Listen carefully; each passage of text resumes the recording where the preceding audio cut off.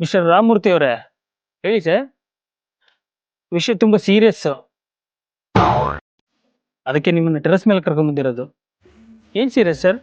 ನಮ್ಮ English teacher ಸುಭದ್ರ ಅವರು ಇದಾರಲ್ಲ, ಹೌದು, ಸೊ ಅವ್ರು ಕಾಲೇಜ್ ಬಿಟ್ಟು ಹೋಗ್ತಿದ್ದಾರೆ. ಅದಕ್ಕೆ ಕಾರಣ ನಿಮ್ಮ ಮಗನೇ. ಏನ್ ಮಾಡ್ದೆ ಸರ್ ಇವನಂತದ್ದು? ಏನಾಯ್ತಂತ ನಿಮ್ ಸುಪುತ್ರನಿಂದನೇ ಕೇಳಿ. ಏನೋ ಮಾಡ್ದೆ?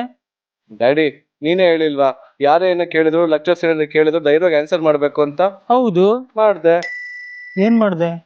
ನಮ್ chemistry teacher Dakshit what is chemistry ಅಂತ ಅಂದ್ರು. ಹಾ, ನಾನು ಅದಕ್ಕೆ ಆನ್ಸರ್ ಮಾಡ್ದೆ. ಏನ್ ಆನ್ಸರ್ ಮಾಡ್ದೆ?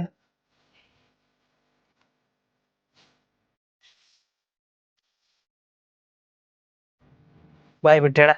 ಡ್ಯಾಡಿ, ಹ್ಮ್.